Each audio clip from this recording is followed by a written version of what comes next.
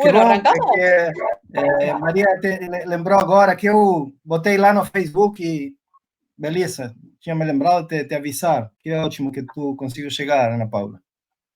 Assim, acabou passando desapercebido, não vi Sim. lá no Facebook. Beleza. Mas cheguei. E a gente se encontra em breve na banca de... Sim, do Alexandre. do Alexandre. Sim, sim. Tá bom. Tá bem.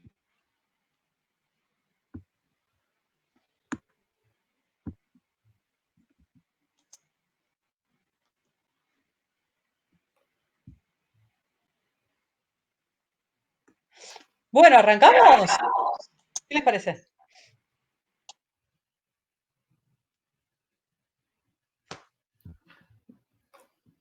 Bueno, yo cuando quieran podemos arrancar, yo no tengo problema. Estoy a las órdenes de Capibara.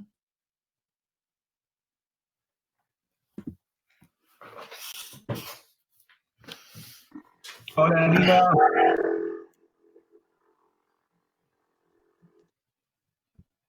Sí, yo creo que podemos ir arrancando. No sé, Luciano, ¿querés que te presentemos?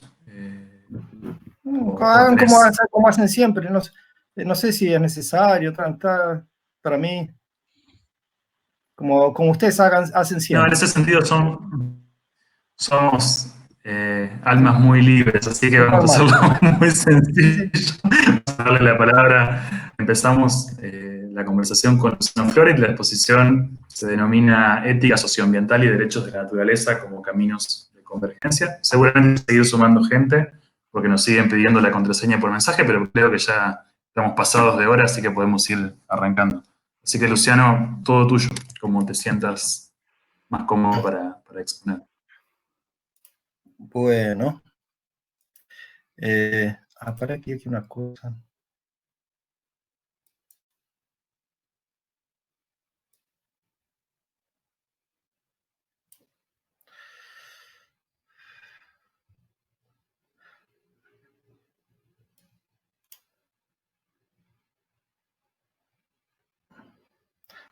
Perdónenme que tengo que organizar una cosa aquí que no me di cuenta que estaba pasando. No, por favor, ningún problema.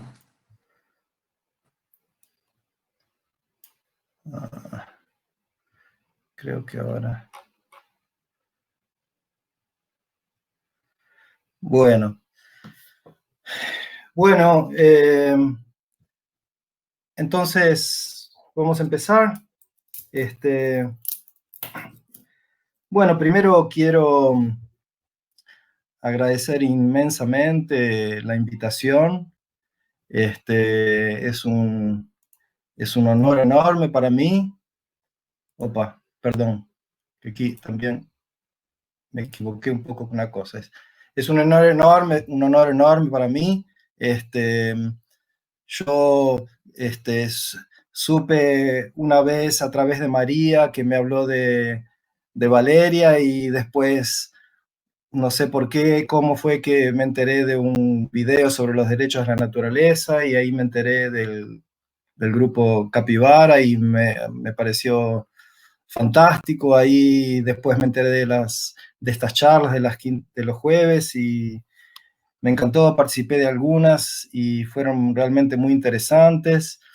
Entonces, sinceramente les digo que para mí es un honor poder compartir aquí algunas cosas de lo que estoy haciendo, porque es en fin, un ambiente con interlocuciones así muy especiales y que aprecio mucho. Yo, bueno, soy sociólogo, estoy viviendo en Brasil hace ya unos 20 años, un poquito más. Trabajo con cuestiones socioambientales hace algún tiempo, y los últimos años me he direccionado en esta idea de ética socioambiental, que ahora voy a presentar para ustedes de qué se trata, cómo lo entiendo, en fin. Y mostrar cómo esto se relaciona con otras, por qué que estoy proponiendo aquí que esto serviría para, digamos, una discusión que llamamos de convergencia, ¿no? Yo he preparado una charla, digamos, con unos puntos, unos tópicos para ir conversando, que incluyen un cierto proceso. Voy a hacer alguna cosa un poco diferente de lo que siempre hago cuando cuento estas cosas, porque me parece que la oportunidad lo permite. Y de hacer un poco el camino, ¿no?, que en los últimos años me fue llevando brevemente a la situación que está ahora, digamos, en términos de discusión y de problematización. ¿Y por qué hago esto? Porque me parece que es una manera de mostrar de una forma más clara digamos, los aspectos que fueron, por los cuales se ha pasado, y al mismo tiempo, digamos, mostrar por qué algunas cosas están siendo mantenidas y otras descartadas. Entonces, es como una forma de entender mejor o de poder explicar el porqué de algunas cosas las coloco de este modo así en el presente, ¿no? Sin perjuicio ninguno de que, digamos, las cuestiones puedan ser, en fin, cuestionadas y problematizadas. Entonces, por eso me parece que facilita ese aspecto, digamos, de una reflexión crítica y una conversación abierta sobre estas cosas, ¿no?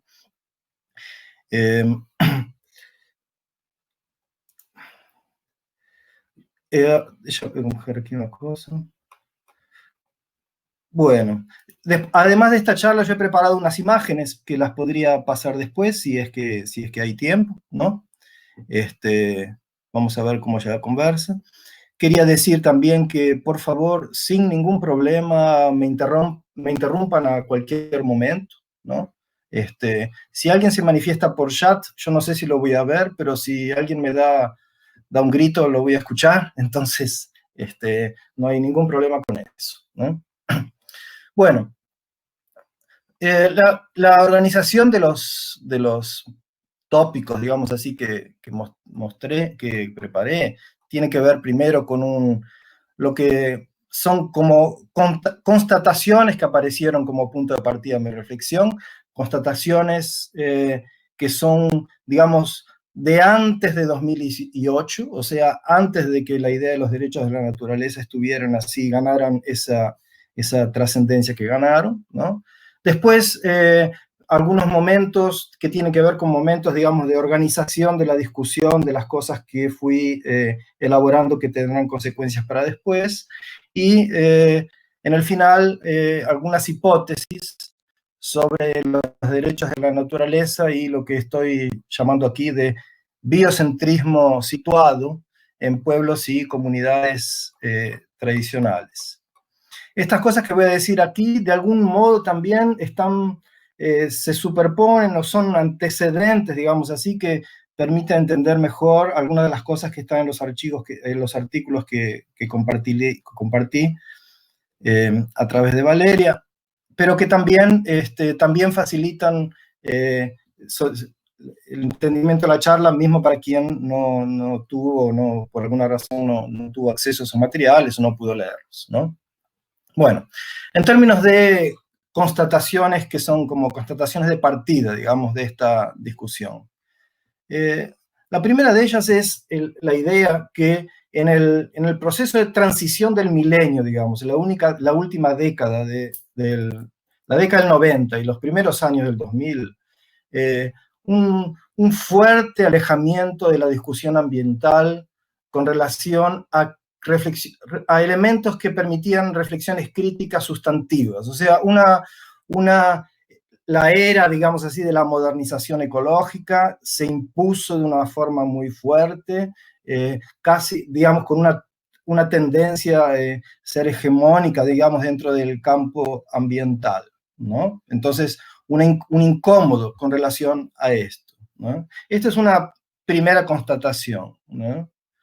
Después una otra constatación que tiene que ver con en ese momento, una percepción de que cuestiones que habían sido colocadas por la ética ambiental anteriormente, algunas décadas atrás, y que fueron abandonadas por diversas razones, políticas, teóricas, etcétera, me dejó la sensación de que volver a estudiarlas y revisarlas, de que en ese abandono de algunas discusiones había pasado una cosa un poco parecida, que se parece con una expresión que se utiliza un poco en Brasil, que es jogar o bebé junto con agua do banho, ¿no? O sea, tirar el bebé, descartar al bebé junto con el agua que se usó para darle un baño al bebé, ¿no? O sea, perder lo esencial. En esa discusión sobre la ética ambiental que fue hecha a posteriori, si no, no estábamos perdiendo lo esencial de algunas cosas que fueron colocadas en la ética ambiental en las décadas anteriores, 60, 70 y 80. Y ahí había medio como instalado un cierto conformismo, por decir así, con que la cuestión ambiental sería una cuestión antropocéntrica, algo que, digamos, dominado por un discurso antropocéntrico. Algunas discusiones que decían que tratar de superar esto era una cuestión más bien elitista, ¿no? O sea, cuestionar el antropocentrismo era algo que era un poco elitista, o sea, inclusive que la justicia ambiental precisaba ser antropocéntrica, casi como una virtud, ¿no?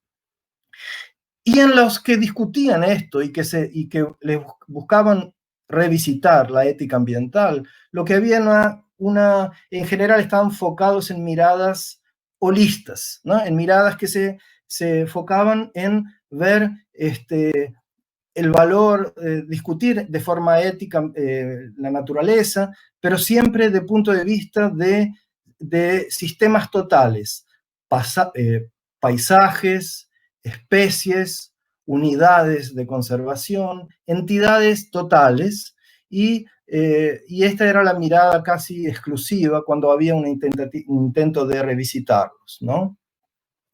Al mismo tiempo, se observaba, digamos, como un fortalecimiento del argumento animalista, ¿no? O sea, en la versión expansionista, en la división clásica, digamos, desde la matriz occidental, ¿no? Pero que mostró que aún dentro de esa ontología occidental, la masacre de animales es éticamente insustentable, ¿no? O para poder sustentarla y justificarla, precisa en general de valerse de, yo llamaría así como artimañas ad hoc, ¿no? En general, teológicas o económicas, ¿no? Hemos hecho algunos trabajos que mostraban esto bien claro, ¿no? O sea, el recurso teológico y ciertos tipos de recursos económicos, los económicos en general no son por sí mismos inválidos, ¿no? Pero recursos económicos que tienen que ver con crecimiento económico, que tienen que ver con, digamos, discusiones económicas del mainstream económico, ¿no? Como argumento para justificar cuando desde la ontología occidental había, digamos, argumentos fuertes que decían que había algo que no estaba funcionando bien en esa forma de tratamiento a los animales, ¿no? Al mismo tiempo, y esto es algo un poco, no sé si personal, pero tiene que ver con mi situación en el estado donde yo vivo y las actividades que hay aquí, una constatación que en Santa Catarina es un lugar donde la industria de la carne es muy fuerte, ¿no? En producción de cerdos y de aves especialmente, ¿no? Y ahí, en ese contexto, y yo he trabajado un poco en esto antes, sobre cuestiones de polución de los ríos, de la criación de cerdos hace muchos años. Entonces, y una constatación entonces del poder territorial que la industria de la carne tiene, ¿no? el poder de mandar en territorios, en vastos territorios, ¿no? Y al mismo tiempo una naturalización regionalizada de este fenómeno, ¿no? O sea, como a unas regiones este poder territorial del Intihuatán es impresionante y que incluye condiciones de trabajo que para los trabajadores humanos muchas veces son muy difíciles, degradantes, podría decirse, ¿no? Y al mismo tiempo una dinámica política con una hegemonía empresarial muy fuerte de esas empresas, ¿no? Y esa hegemonía permite que esa objeción animalista, ese discurso, ese fortalecimiento de los argumentos con relación a los animales, podían ser en esas regiones muy fácilmente, digamos, evadidos, por decir así, ¿no? ¿Cómo? Bueno, por toda la fuerza coercitiva que hay en esas regiones, pero también con elementos discursivos. Por ejemplo, el discurso del bienestar animal, apropiado por la industria de la carne, ¿no? Que permite, digamos, evadir del argumento animalista, y por otro lado, el soslayo, disculpen, me parece que el evitar o el esquivar la cuestión ecológica a través de dispositivos técnicos y de gestión empresarial que garantizan con relación a la contaminación de los ríos que estos sistemas producían, y que todo servía para garantir la continuidad estructural de ese modelo, ¿no? Es un modelo que después, en todo caso, no voy a detenerme mucho aquí para poder avanzar por una cuestión de tiempo, pero digamos que tiene, digamos, una geopolítica muy, muy fuerte y con muchas iniquidades dentro de ellos, ¿no? Después de esta parte tengo unas imágenes y podré mostrar una figura sobre eso, ¿no?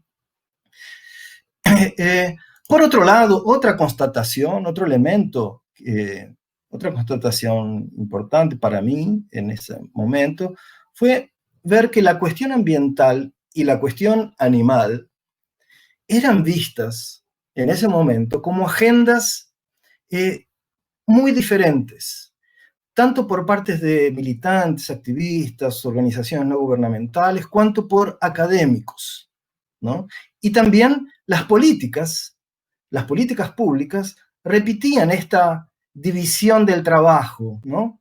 Que era una división del trabajo político y científico. O sea, por un lado, algunos que se ocupan del medio ambiente y la naturaleza, y después los que se ocupan de los animales. Una gran división del trabajo política y científica, ¿no? Otra constatación es que, la última que voy a mencionar aquí, es que la discusión en el campo de la justicia ambiental, o sea, entendiendo la justicia ambiental, aquella que se preocupa con cómo los procesos ambientales, tanto la apropiación y el uso de la naturaleza, cuanto el estar siendo afectado por los zonos, por los costos y por la degradación, son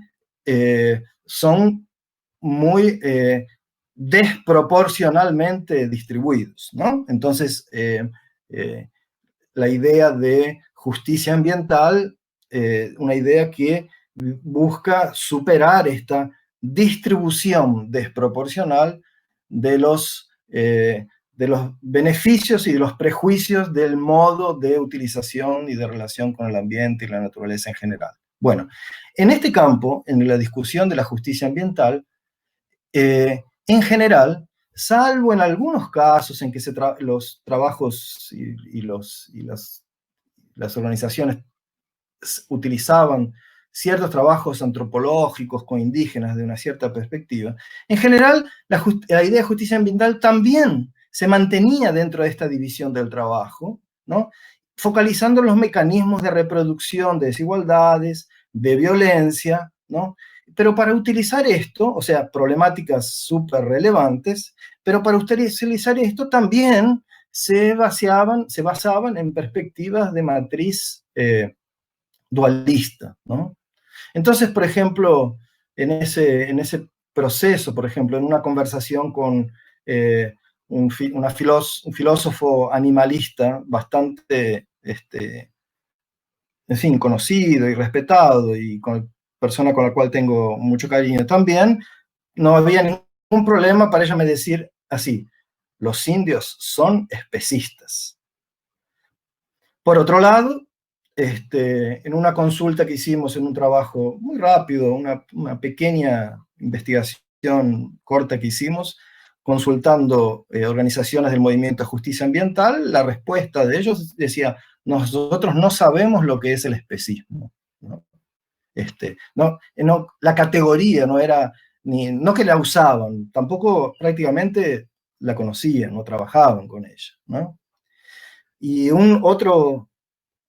una pesquisadora muy también importante en el área de la justicia ambiental, cuando yo le contaba estas cosas, me decía: esas son cosas filosóficas, y lo que nosotros lo que yo le proponía, ¿no? Estaba problematizando.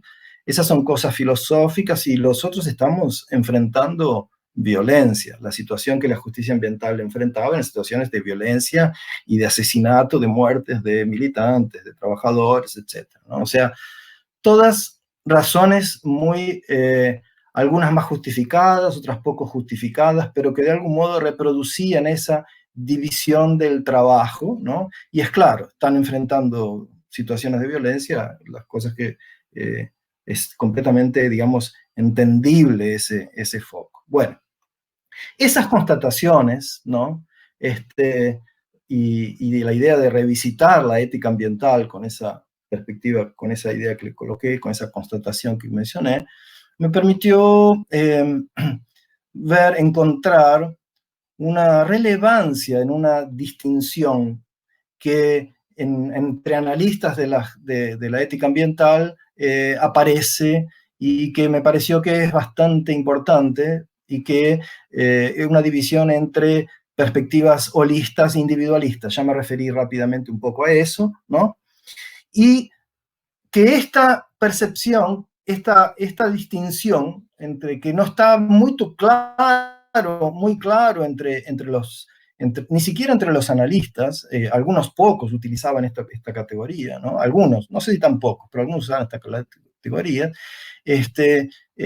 no era problematizada, y al mismo tiempo, de algún modo, reproducida por los movimientos ambientales, ¿no? Hay un cuadro que en uno de los artículos que compartí por ahí aparece esto, después lo voy a mostrar rápidamente.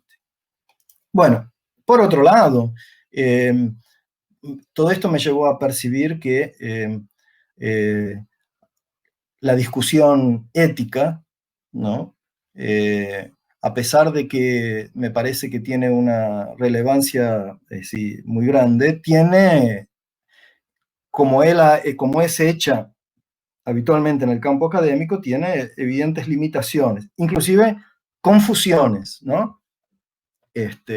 Digamos, confusiones terminológicas, en el sentido de qué uso se hacen de algunas expresiones, confusiones que están digamos, cuestiones que aparecen confundidas en el sentido común, digamos, de actores, inclusive de militantes, de algún modo también aparecen en controversias nunca definidas en el campo académico, ¿no? Y a veces controversias que son como abandonadas, o sea, no son cuestiones, pocas veces son discutidas explícitamente. En fin, no tan pocas, pero no, digamos, es muy fácil convivir con, es difícil encontrarse analíticamente en ese campo. Y entonces, con lo que se dificulta,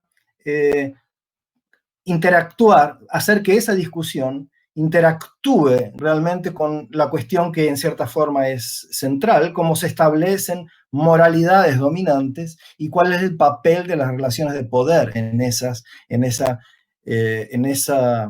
digamos, hegemonía, por decir así, de ciertas moralidades dominantes, ¿no? Y cómo esas se reproducen, ¿no? Y cuál es la diferencia entre esas moralidades dominantes y la discusión ética propiamente dicha, ¿no?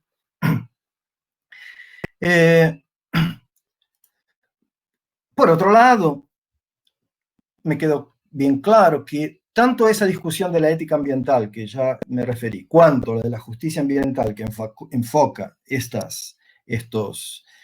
desproporción entre los onos y los costos y los beneficios de los usos ambientales, los costos en términos de prejuicios, de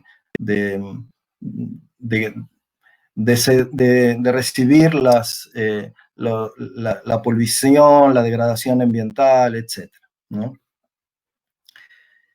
Entonces, en ese contexto me pareció que, digamos, podía tener sentido tratar de hacer una formulación de una noción de ética socioambiental entendida como la interfase entre la ética ambiental y los estudios sociales de las iniquidades ambientales, ¿no?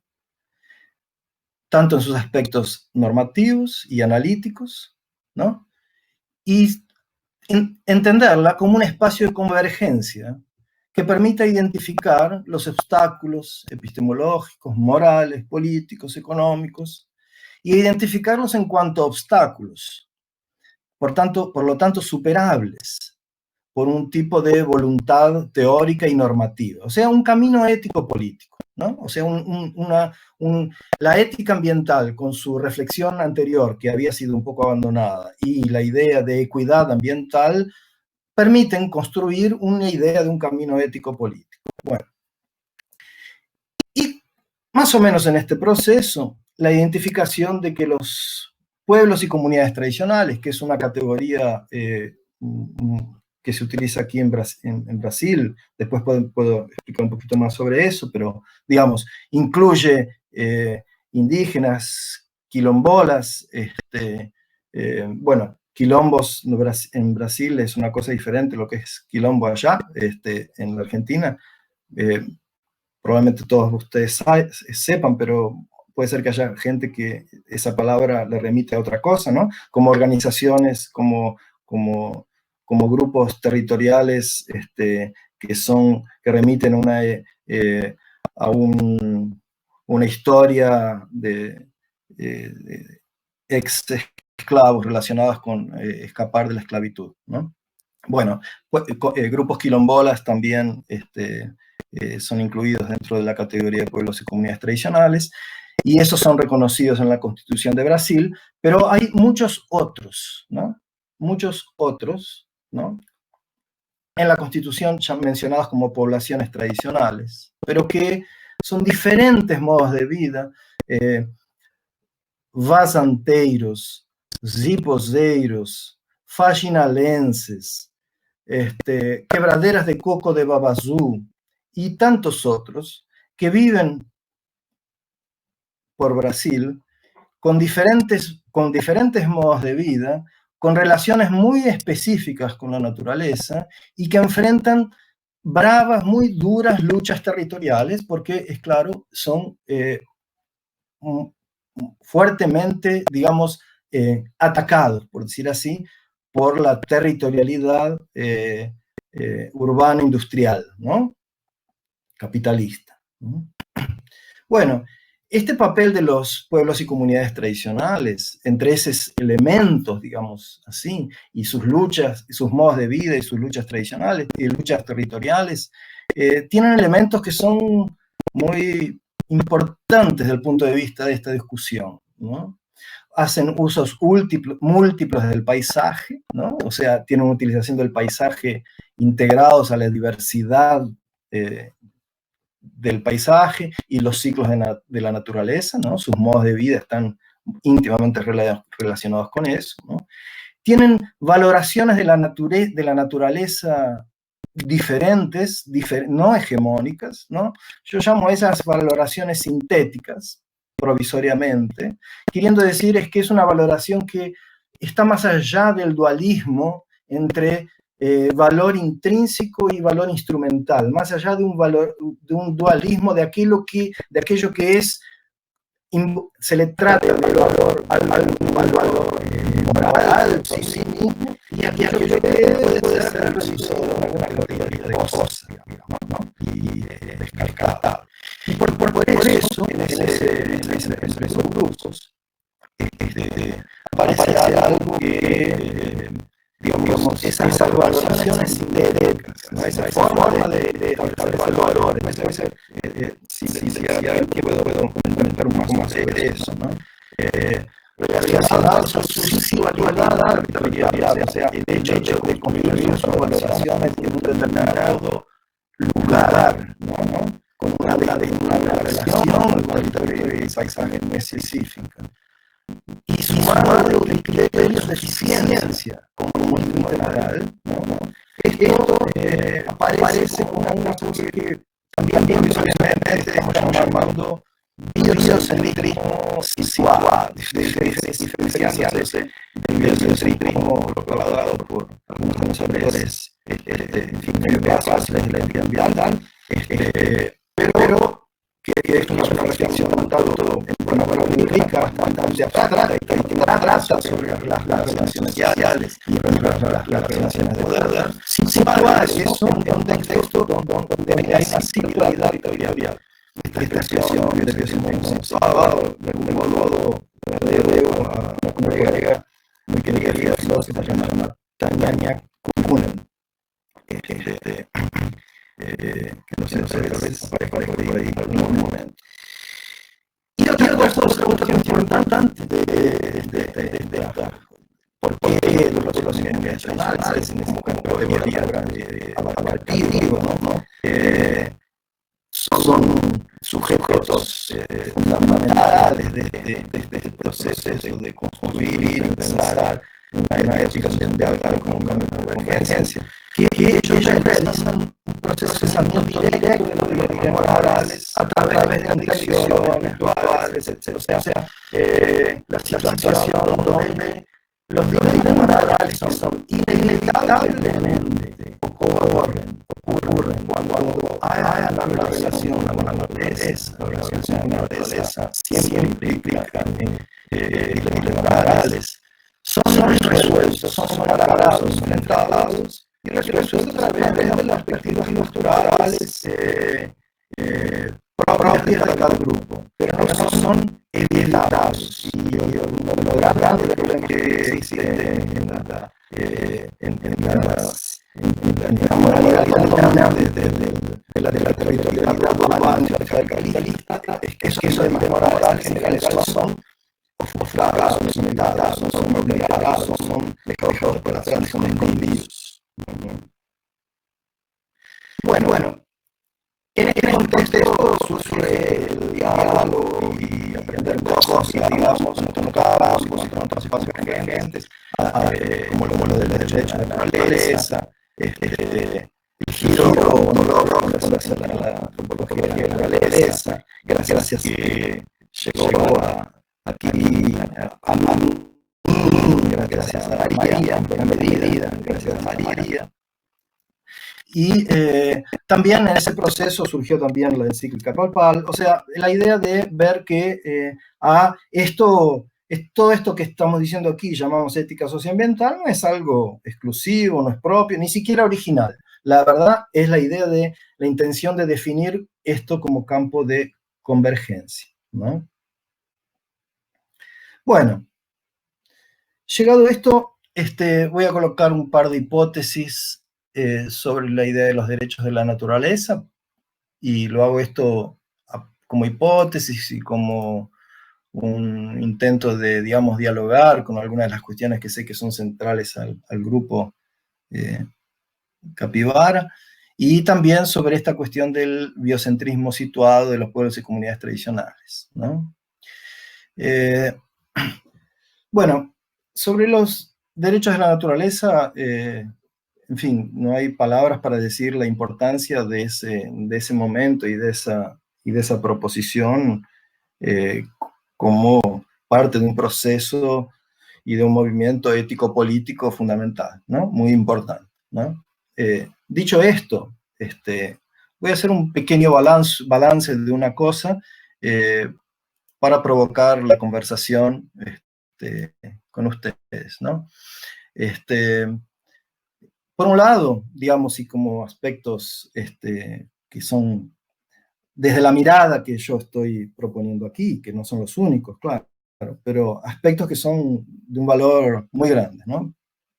Ellos parten de cosmovisiones que son, las cosmovisiones indígenas son aquello que no estamos, son ejemplos de eso que estamos llamando valoraciones sintéticas, o sea, no están presos en esa dualidad, valor intrínseco, valor instrumental, moralización versus cosificación, ¿no? Hay una expresión de síntesis también en esa perspectiva. Incluyen el conflicto territorial y el problema de la equidad, y por lo tanto su holismo, a pesar de que me parece que es una perspectiva holista, y confirmaremos, en fin, es una cuestión en abierto. Hay autores que las definen como perspectiva holista, ¿no? Eduardo Budinas, por ejemplo. Es un holismo que es superador del holismo de la ética ambiental occidental, exactamente porque él está, digamos, imbuido de este problema de la equidad e incluye implícitamente el conflicto territorial de esos pueblos, ¿no? Que es en gran medida un eje importante de su lucha. Ahora, los derechos de la naturaleza, en tanto que holismo, en la medida que es un holismo, ¿no? Que se preocupa con entidades totales, que se preocupa con especies, o que se preocupa con unidades de la naturaleza, ríos, montañas, unidades de paisaje. En tanto que holismo tiene dificultades en contener el valor de individuos no humanos, o sea, el valor de seres no humanos en cuanto individuos. Y esto, ¿por qué sería tal vez un problema? Porque lo implica y lleva a aceptar tácitamente la posibilidad de tratar esos individuos no humanos como cosas, ¿no?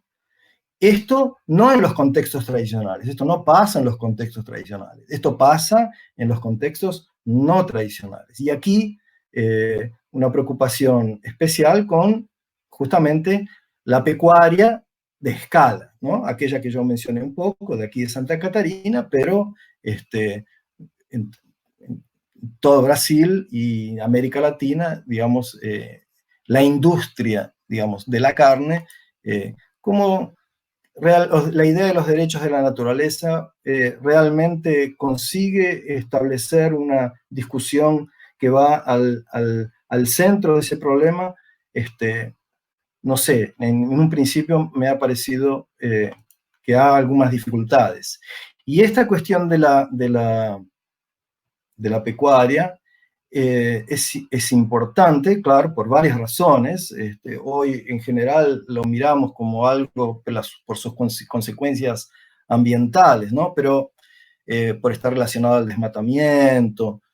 Pero es importante tener en cuenta que es un elemento que es consecuencia de un proyecto colonial, de ocupación, de desarrollo, ¿no?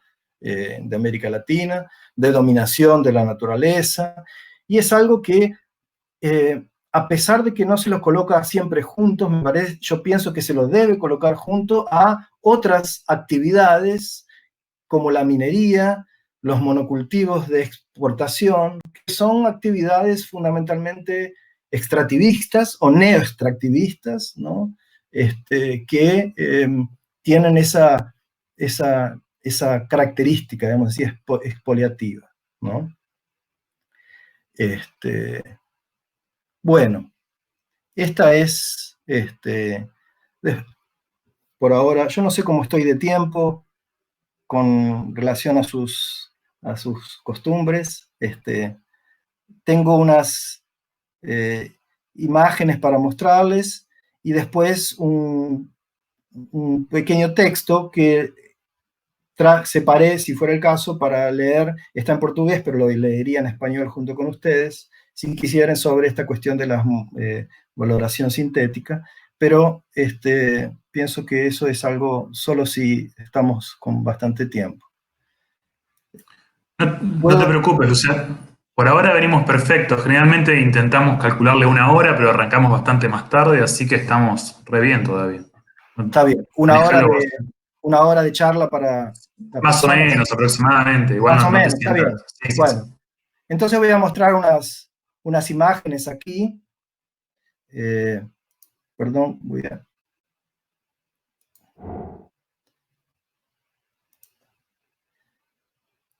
¿Está apareciendo? No, ¿No? Mm, yo por lo menos no lo veo.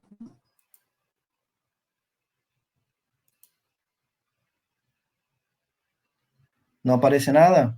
Mm, bueno. No, no Ah, aparece. no, perdón, es que no había colocado... Opa.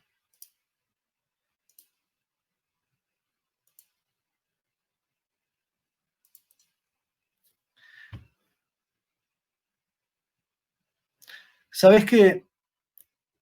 Ahora.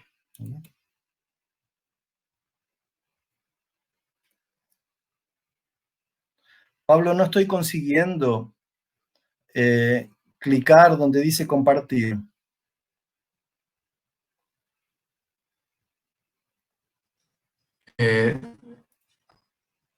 No sé qué es lo que puede estar pasando. Voy a probar yo a ver si me permite.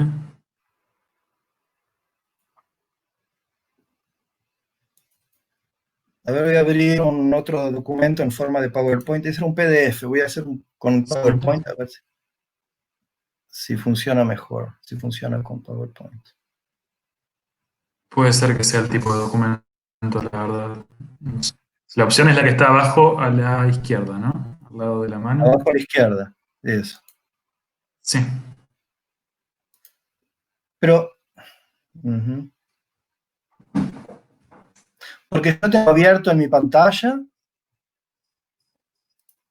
y coloco compartir la pantalla.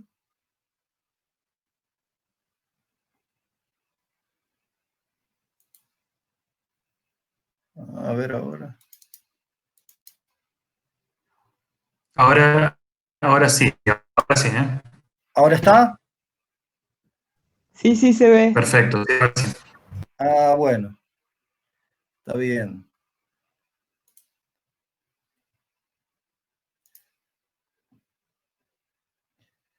Bueno. Entonces, ahora básicamente voy a pasar algunas imágenes que de algún modo se relacionan con lo que, imágenes que mencioné, ¿no? Que iban a aparecer. Por favor, me interrumpen también en algún momento. ¿Me están escuchando? ¿Aparece la carátula, digamos? Sí, te escuchamos y se ve perfecto, se ve en la carátula. Bueno, esta es una imagen que me refería sobre esa cuestión de la relación de la pecuaria industrial. Esto es el resultado de un pequeño estudio que hicimos hace algunos años aquí en Santa Catarina. Y aquí hay un número que quería mostrar para ejemplificar esa cuestión, digamos, de las relaciones de la dominancia territorial de esa actividad, ¿no? Sí, estos son datos de 2010, pero básicamente la lógica se mantiene. Aves y suerdos. Si consideramos, digamos, un número de abate per cápita, o sea, cantidad de animales que son abatidos por persona, cruzando la cantidad de animales muertos por la población de Brasil. En ese año nosotros había 26, un poco más de 26 por persona.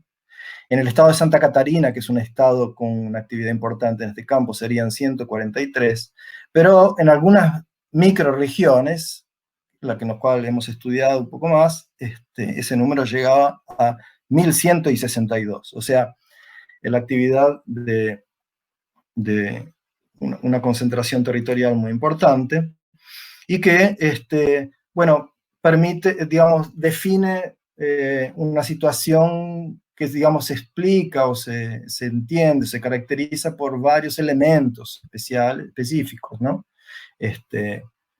Las llamamos regiones de especismo intensivo, ¿no? En ellas los animales son tratados como cosas, ¿no? Y se define, digamos, en términos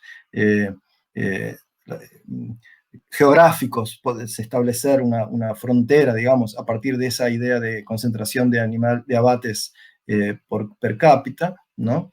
Pero que implica todo esto, evidentemente, solo puede existir si hay relaciones de poder entre humanos y entre humanos y animales. Entonces estas dos cosas están cruzadas, ¿no?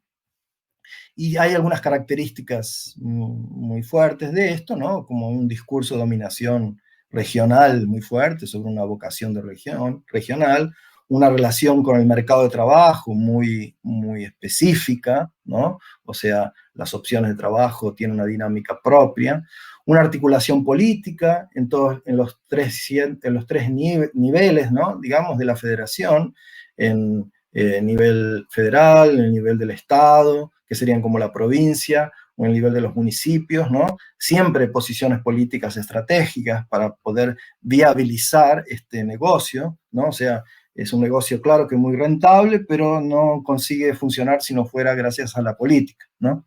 La precariedad de la salud de los trabajadores, un elemento así fundamental, y un impasse, un problema, impasse ético y estrés ecológico, ¿no?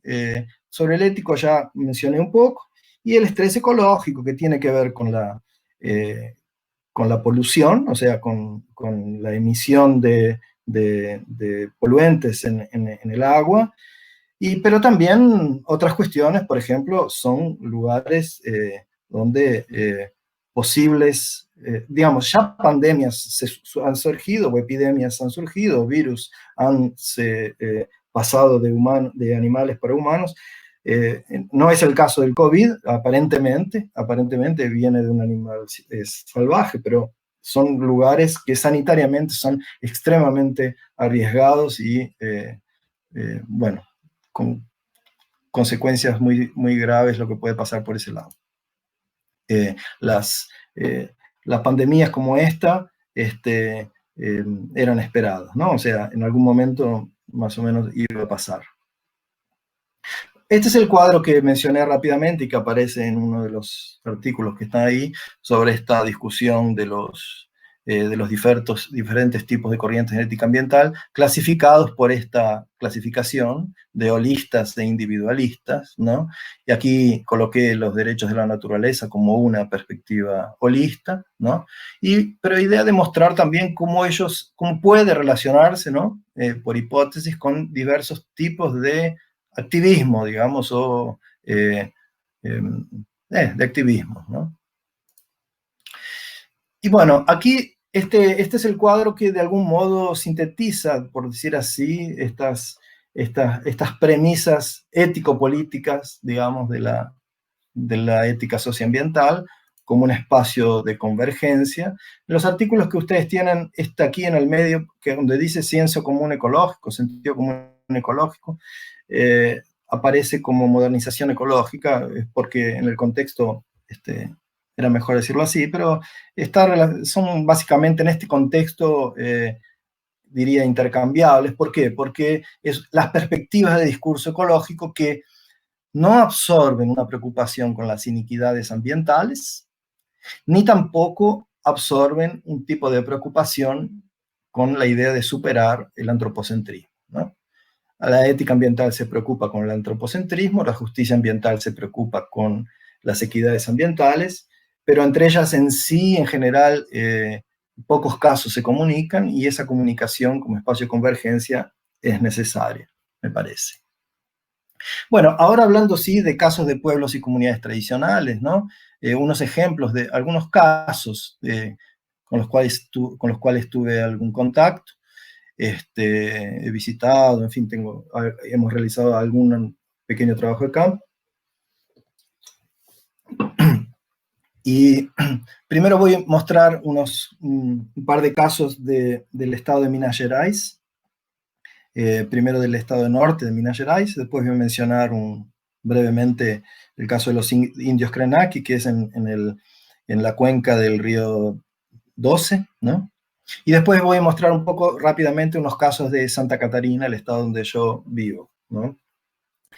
Entonces, bueno, aquí presento uno de los tipos de grupos de pueblos y comunidades tradicionales, llamados de basanteros. ¿Por qué basanteros? Porque hacen la agricultura de basante. Agricultura de basante debe haber en la Argentina tal vez con otro nombre, el tipo de agricultura que se realiza de acuerdo con los ciclos del río, ¿no? Con los ciclos anuales del río. Y estos hacen, este grupo, una comunidad que se llama Caraíbas, hacen agricultura de basante, también son pescadores, también realizan extractivismo, y es una comunidad quilombola, ¿no? Entonces, aquí es otra cuestión que tiene que ver con las múltiples identidades que estos grupos tienen, ¿no? Ellos viven en una región que tienen 7 ambientes de paisaje que utilizan en diferentes momentos, ¿no? Yo estuve allá en el periodo, digamos, seco, ¿no?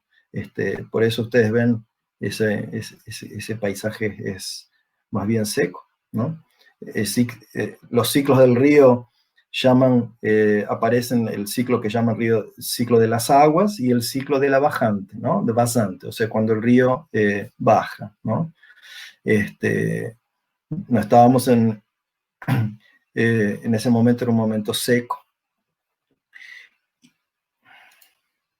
Aquí en esta foto de satélite, se ve, esta es la región por la que está este lugar que yo mencioné. Este es el río San Francisco, norte de Minas Gerais. El río San Francisco, un río muy importante de Brasil, que pasa por varios estados, en fin, es un mito. Velho Chico, llaman algunos, ¿no? Un río muy importante por diversas razones ambientales, económicas, culturales, ¿no? Y en esta región en particular ocurren islas y lagunas que se forman a sus costados que forman estas múltiples paisajes que ellos utilizan en cada época del año para diferentes actividades productivas. Otro grupo de pueblos y comunidades tradicionales son llamados autodenominados geraizeros, ¿no? De Gerais, ¿no? Los Gerais son las terras Gerais de Minas Gerais, o Gerais de Minas, ¿no? Algunos de ellos dicen que Minas Gerais no se llaman por minas porque eran generales las minas de oro, sino porque tiene esta área, digamos, de Minas Gerais, o Gerais de Minas, eran antiguas tierras devolutas, que tiene que ver con el proceso digamos, de ocupación y las leyes que creaban mercados de tierras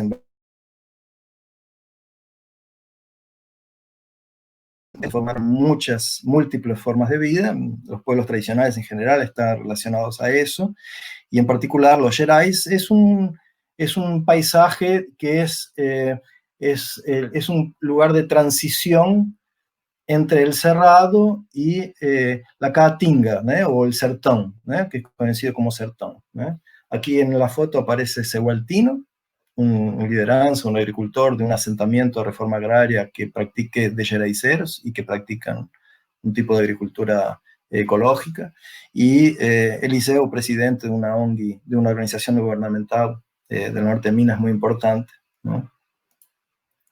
Aquí traje esta foto, que es la Rosa de Cehualtino. Digamos, aquí está el lugar, mezclado con todo esto, está la huerta de Cehualtino, digamos, ¿no? Es la forma de él organizar su espacio productivo. Claro que tiene algunos lugares con unas líneas todo derechito, donde tiene unos pocos espacios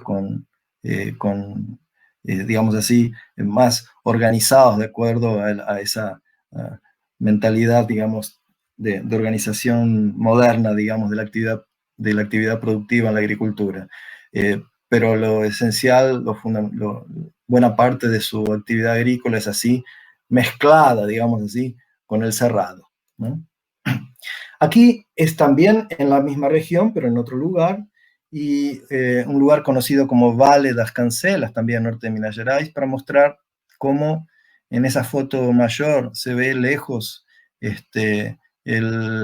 son monoculturas de eucalipto, ¿no? Entonces son grupos de xeraiceros, ¿no? Ahí están en una reunión, en la foto de abajo, que están literalmente siendo encorralados por monoculturas, ¿no? Diversos tipos, especialmente de eucaliptos, ¿no?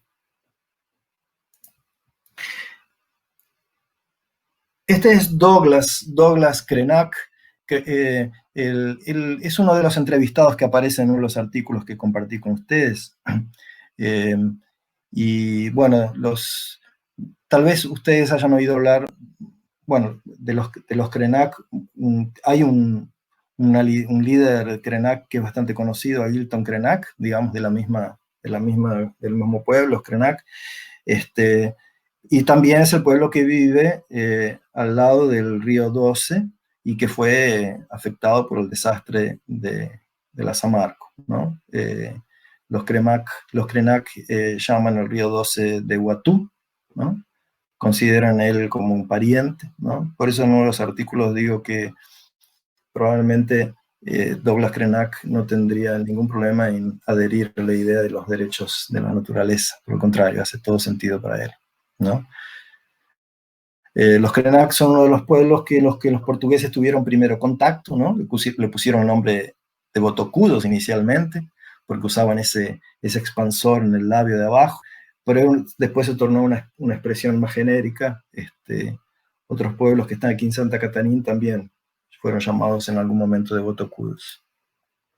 Este es un mapa de pueblos y comunidades tradicionales en Santa Catarina. Esto es fruto de una pesquisa, de un trabajo que está en andamiento, no está concluido, pero la idea de identificar diversos tipos de pueblos y comunidades tradicionales que hay en el estado de Santa Catarina y llamar la atención y dar visibilidad a ellos es muy importante, porque el estado se considera un estado europeo, como estábamos comentando ahora, cuando me hablaban del Oktoberfest y de esas cosas, ¿no? Es que las personas, cuando se acuerdan de algunas regiones de Santa Catarina, piensan estas cosas, no es casual, digamos. Hay toda una imagen muy fuerte, y no es apenas una imagen mercadológica, sino hay una cuestión étnica y una discusión, digamos, una invisibilidad cultural muy grande de otros pueblos. Aquí están mencionados, no me voy a detener en detalles, pero aquí estamos hablando de cafusos, caboclos, cipoceiros, faxinalenses, pescadores artesanales, pomeranos, pueblos indígenas y quilombolas, ¿no? Esta figura representa el estado de Santa Catarina en sus unidades productivas, sus polos productivos.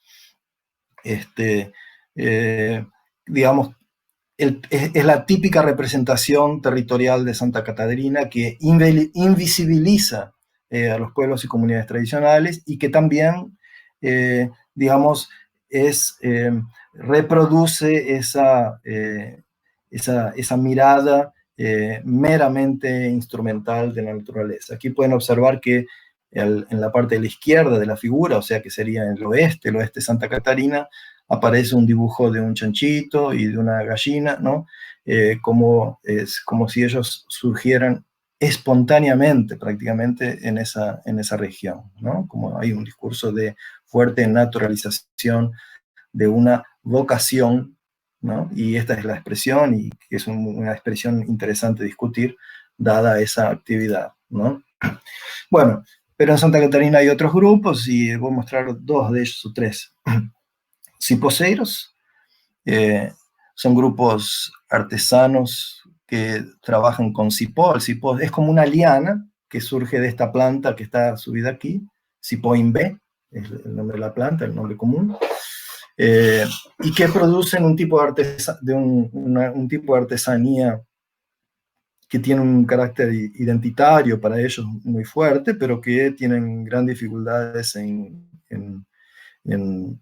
no tanto en mantener, porque ellos lo consiguen mantener, pero en general su actividad económica es fuertemente explotada por comercializaciones, tienen grandes dificultades, inclusive ambientales, porque es el obtener el cipó, ¿no? Es una actividad extractivista que se hace dentro de la mata, y para poder hacerlo ellos tienen que entrar en propiedades que hoy son propiedades particulares, ellos hacían esa actividad desde siempre, inmemorialmente, cuando eran tierras devolutas, ¿no? Entonces se entra en la mata de barco, hay un proceso de selección, de identificación y de beneficiamiento de ese cipó muy especial y que lleva a esta producción de una artesanía especial. Aquí en la foto arriba es Judith, uno de los líderes de ese grupo, y Sewalmir abajo.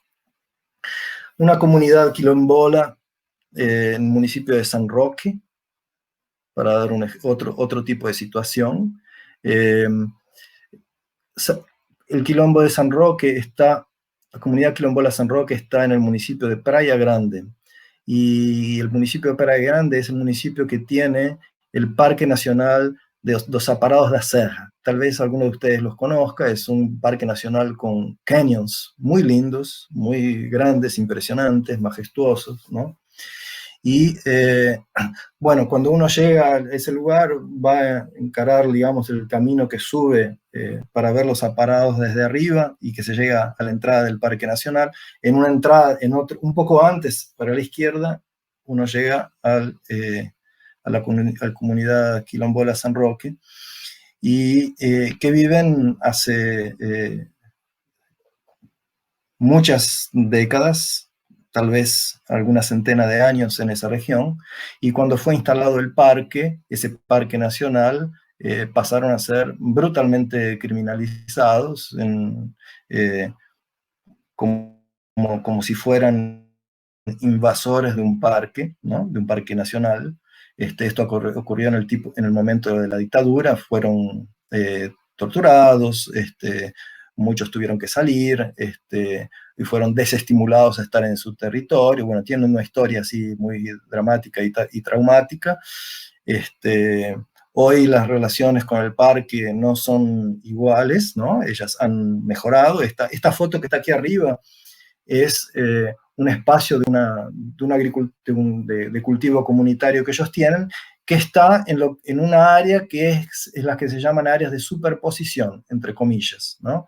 Porque, digamos, el discurso oficial llama eso área de superposición. Desde el punto de vista quilombola es una invasión, porque eso era el territorio de ellos antes, ¿no? Pero es un espacio que han podido negociar, digamos, ¿no? Entonces están en un proceso ahora de cierta negociación, con muchas cosas en el medio. Ahora el gobierno Bolsonaro tiene proyectos que ya venían del gobierno de Temer, de privatización de los parques, en fin, toda una situación muy específica, ¿no? Situaciones peculiares que puedo comentar más si fuera de interés de ustedes. Bueno, si uno anda por alguna de las estradas, de las rutas de Santa Catarina, se va a encontrar con este cartel que dice bienvenido al Valle Europeo, claro, donde habrá las fiestas típicas, un turismo religioso, todas esas cosas europeas, ¿no? Bueno, pero sin ninguna mención y una omisión flagrante a los pueblos que habitaban esta región antes, ¿no? Y que son víctimas de, digamos, un abuso de injusticia ambiental dramática, ¿no? Es una región que hay, digamos, sufre con inundaciones sistemáticas, y hay algunas barrages, ¿cómo se dice en español? Ay, se me escapó la palabra en español.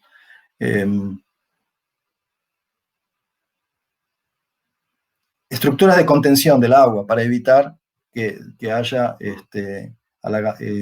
inundaciones río más abajo, ¿no? Y bueno, esa estructura de contención del agua fue construida también durante la dictadura, justamente donde el pueblo laclanoyo, Klenk, había conseguido reorganizar su vida. ¿Sí? ¿Están queriendo decirme algo? Está. ¿Puedo seguir? Ya estoy casi terminando. Y ese lugar, sí, no estoy entendiendo.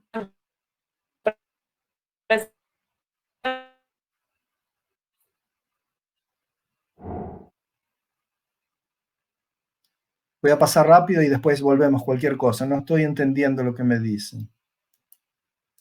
Bueno, esto es un libro que, en fin, comentar, con varios materiales bastante interesantes que ayudé a editar junto con otros colegas y que tiene bastantes trabajos interesantes sobre esto. Y bueno, con esto acabamos. Muchas gracias por su paciencia y también espero que acabe pronto esta pesadilla que se llama gobierno Bolsonaro. Piensen en Brasil con cariño, que aquí en Brasil las cosas no son fáciles en este momento. Y las vidas negras también importan.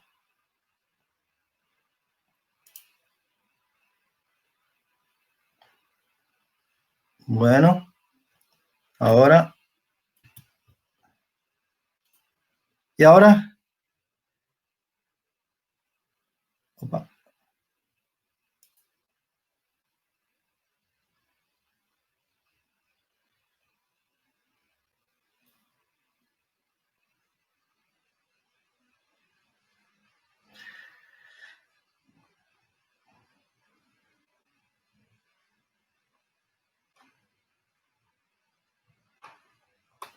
Bueno.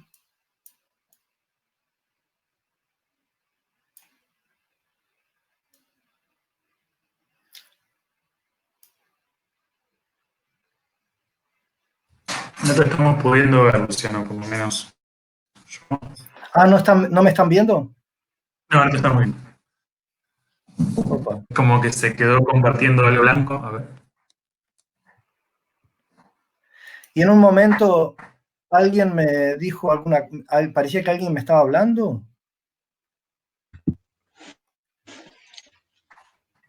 Parecía que había alguien intentando decir algo, pero tengo una conexión. Quedó bastante entrecortada. Porque yo escuchaba un ruido, pero no.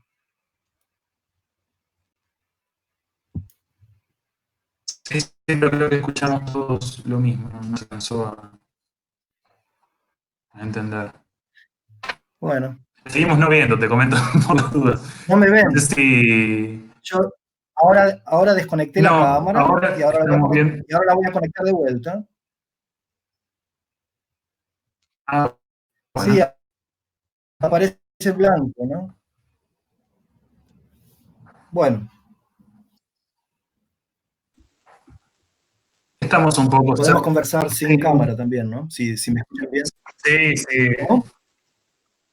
Es lo de menos. No sé si... No sé si alguien quiere hacer alguna intervención, alguna consulta. Veo que Fernanda te dice obrigada, Luciano, en el chat. No sé, ¿alguien quiere tener alguna intervención? Rafa, perdón. María está pidiendo la palabra. Se te escucha como con retorno, Rafa. O rosto está muito próximo da câmera. Decía que me parece que María está levantando la mano. Ah, sí, sí. Luciano, yo te quería preguntar. Hola, María. Hola. Toda esta cuestión que no la terminé de leer, pero que vi que vos comentabas al final de tu trabajo del desenvolvimiento, respecto de estas lecturas que estuviste haciendo, de Escobar, de Marisol de la Cadena, ¿me escuchan? Sí, yo te De escucho. Blatter, toda esta cuestión de las ontologías relacionales, te quería consultar, que me daba curiosidad, que no llegué a leer el capítulo, ¿en qué medida, digamos, se te conmovió, digamos, en qué medida sentís que puede ser un aporte todo este pensamiento en clave latinoamericana para este proyecto de pensamiento tuyo respecto de la ética socioambiental? Ah, me conmovió porque si, digamos, la forma en que se ven los entes con los cuales tratamos es completamente diferente, ¿no? Entonces, me parece que algunas de las cosas que he leído, digamos, por un lado, ayudan a entender mejor las perspectivas de estos pueblos, ¿no? De estas otras perspectivas. Por un lado eso. Y por otro lado, cómo hay un cierto, no sé llamar monopolio, de la discusión respecto de lo que es real, entre comillas, que va a buscar referencias en discursos que son occidentalmente consagrados, ¿no? Entonces, digamos, puede haber conflictos ambientales, digamos, donde se discute, digamos, sobre la situación de la vida de un pueblo con un río, digamos, por decir así. Ahora, ¿qué es un río? Bueno, cuando se va a definir lo que es un río en términos de, digamos, de procesos judiciales, en general lo que se lleva en cuenta es lo que los hidrólogos dicen que es un río, ¿no? O lo mismo cuando se trata de una montaña y lo mismo cuando se trata de animales. O sea, hay realmente pluriversos, digamos así, como dice Escobar, que no siempre en fin, no sé si la palabra correcta es no dialogan, porque no se encuentran, pero evidentemente que hay uno que tiene un poder muchísimo mayor y por eso esa perspectiva ontológica implica también en una lucha política, ¿no? Esa ontología política, ¿no? En ese sentido, por ahí que lo estoy viendo, digamos, ¿no? Sí, gracias, Luciano. Y otra pregunta, me dejaste muy intrigada con esa, creo que era una activista de la justicia ambiental que te dijo, o quién fue que te dijo que todos los indios eran, no, alguien animalista, que te dijo que todos los indios eran especistas. Te quería preguntar en qué contexto te dijo eso, para que se entienda mejor, ¿no? Porque me quedé muy... Claro, un contexto, en un contexto donde, bueno, la situación era después de una banca de la defensa de una tesis de maestría, y bueno, una persona que tiene un trabajo muy, digamos, riguroso, sustantivo, filosófico y militante, digamos así, engallado, con los derechos de los animales, y que cuando yo le estaba contando un poco sobre ese trabajo, que estaba en ese momento estaba comenzando, digamos así, con pueblos y comunidades tradicionales, me hizo ese comentario, ¿no? Y ese comentario fue más bien una provocación que me hizo, ¿no? Y con lo que me sirvió para ver uno de los límites de esa, digamos, de esa perspectiva, ¿no?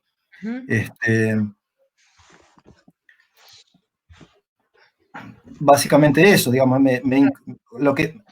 la verdad fue un comentario que para mí fue muy interesante, porque, como se dice aquí, me ayudó a ver el abacaxi que tengo que descascar, ¿no? O sea, el ananá que hay que sacarle la cáscara, ¿no? El trabajo que hay que hacer, por dónde pasa el trabajo que hay que hacer, ¿no?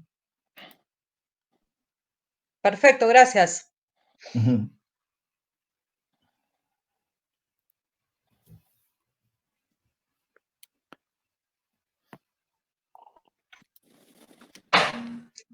Ana Paula, ¿Alguna creo que otra quiere participación, intervención? Ya llevamos a hablar Ana Paula está levantando la mano. Sim. Olá. Peço desculpas porque vou falar em português. O Luciano vai me entender muito bem, mas caso vocês não entendam alguma coisa, pode me interromper para eu repetir. Bom, queria comentar sobre o trabalho que o Luciano apresentou, que é bem interessante e bem rico esse esforço, vamos dizer assim, de sociologizar a ética ambiental, né, que de fato nos anos 2000, né, a ética ambiental era algo que estava muito longe do que a gente via nas ciências sociais, e parecia que era difícil a gente conciliar, né, a ética ambiental com as nossas pesquisas, porque, de fato, como o Luciano falou, era algo muito abstrato, né, e que a gente não conseguia muito bem como, né, se apropriar dessas perspectivas da ética ambiental para trazer para as pesquisas em ciências sociais sobre o meio ambiente, que de fato tinha suas limitações também, porque pensava o meio ambiente de fato como uma dimensão objetiva do mundo, né, exterior aos seres humanos. Então, o trabalho do Luciano é muito interessante para a gente, enfim, né, conseguir pensar as questões ambientais de uma outra forma. E também eu tive a oportunidade de falar isso para o Luciano quando a gente se encontrou numa banca, que é muito interessante também como ele se apropria do animalismo e do especismo, não como uma questão política, né, mas uma questão conceitual. E aí ele trabalha também algo que a Maria, a Valéria também discutem, que é, bom, assim, olhando o animalismo de perto, ele é muito conservador, né? Se de longe ele parece muito revolucionário, a gente vai chegando perto e vai vendo como ele é conservador. Eu também tive já conversas, né, com pessoas expoentes, né, do direito dos animais, e também ouvi, né, uma ideia dos índios como primitivos, né, enfim, todos esses problemas. E aí é uma questão, né, porque se os animalistas só veem animais, né, eles acabam fazendo o inverso daqueles que só veem pessoas, né? Enfim. Mas aí, o que eu queria perguntar é que nesse seu... E é uma coisa que eu venho pensando, então queria ouvir um pouco você sobre isso. E nesse esforço de pensar a ética ambiental com a justiça ambiental, se é possível a gente entender as desigualdades sociais também como uma questão ontológica. Em que sentido? De a gente pensar que os seres humanos, eles não seriam de um tipo só, né? Se nesses processos de injustiça, né, se poderia pensar em seres ontológicos distintos, né? Porque, pensando, por exemplo, a questão dos frigoríficos, né? Por exemplo, agora com a Covid, né, a maneira como os trabalhadores foram ignorados, né, enquanto suscetíveis à doença, será que seria possível pensar aí, para além do conceito de classe, pensar que tipo de ser humano é esse que não se dá valor à vida dele? Será que poderíamos pensar num tipo ontológico distinto de seres humanos para poder entender a produção dessas desigualdades? Seria um pouco isso, assim, que eu queria perguntar e parabenizar também você pela apresentação. Obrigado, Ana Paula. Gracias, Ana Paula, por los comentarios y la provocación así reflexiva. No sé si, ¿será que los colegas y amigos en la Argentina precisa que sería necesario haga un comentario sobre lo que ella dijo, digamos? Bueno, ella me hizo algunos... Sí, un poquito sí, Luciano, por favor. Un poquito de traducción. Está. Bueno, ella me dio algunos elogios cariñosos. Ana Paula, gracias. Pero ella le llamó la atención a ella encuentra una cierta relevancia en el hecho de haber tomado la discusión de la ética ambiental y ella dijo algo como sociologizarla, o sea, incorporarla, algo que estaba en un terreno completamente abstracto y filosófico y lejos de las relaciones sociales, traerlas para dentro del análisis de las relaciones sociales, ¿no? Que es una de las cosas que estoy tratando de hacer. Entonces ella dijo que eso sería, que ello le parece algo bastante interesante, ¿no? Y también el hecho de utilizar la categoría de especismo, no tanto como una categoría política, digamos, de militancia política, sino tratar de traducirla a un tipo de categoría analítica para estudiar ciertos fenómenos, ¿no? Y ahí ella me preguntó, ¿fue eso más o menos, Ana Paula? Sim, sim, Luciano, Oi? perfeito. Perfeito, foi isso mesmo. Tá bom. Y ahí ella me preguntó si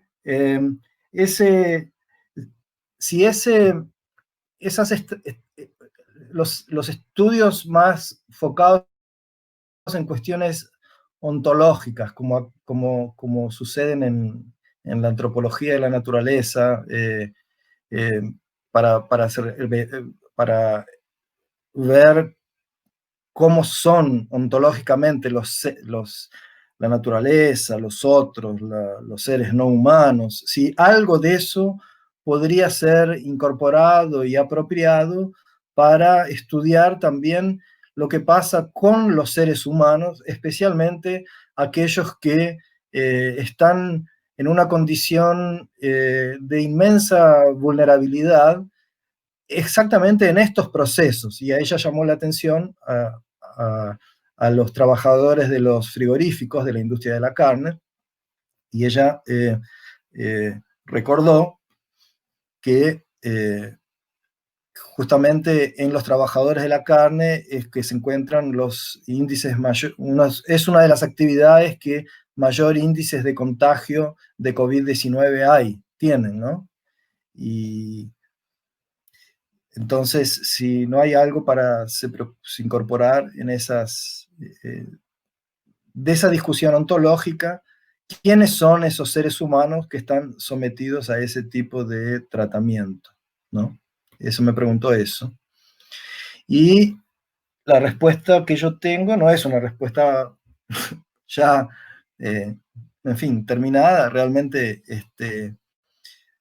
es instigante, porque de hecho, ahora que vos me dices, ¿eu posso te falar em espanhol, Ana Paula? Tu me entende? Se eu falo em espanhol?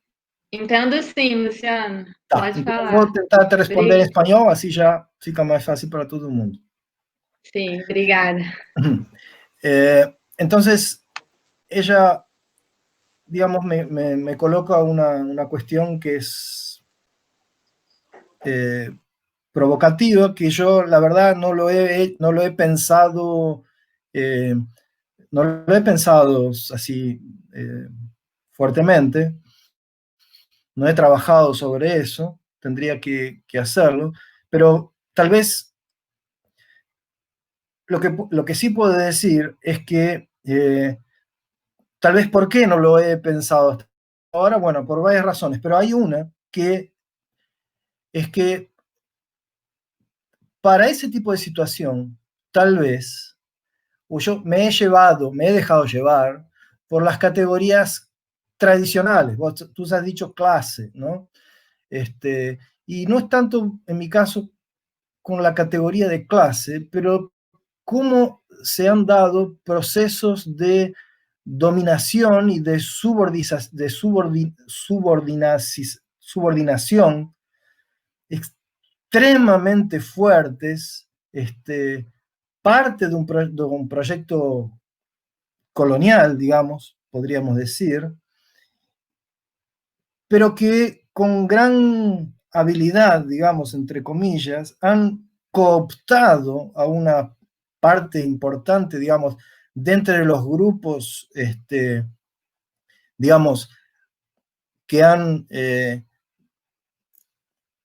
agricultores blancos en el interior de Santa Catarina, incorporados de forma subordinada, ¿no?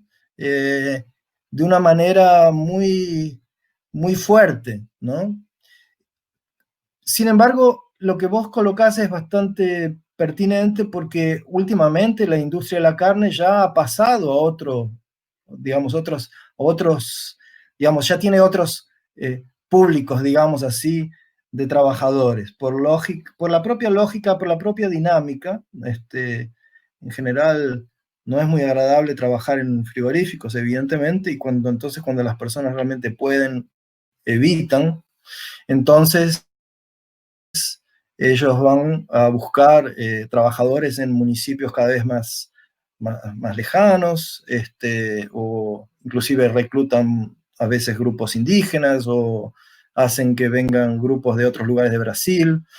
Por eso hay un tipo de reflexión ahí para la cual tu provocación puede ser realmente interesante.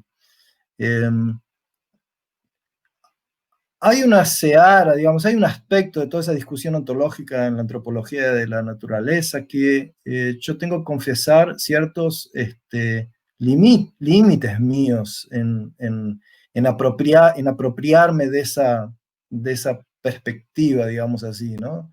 No sé si apropiarme es la palabra, digamos, de imbuirme de esa perspectiva, ¿no? Por honestidad intelectual, preciso decir esto también, ¿no? O sea, hay un cierto límite de formación que también, en cierta forma, estoy en caminos de superar, ¿no?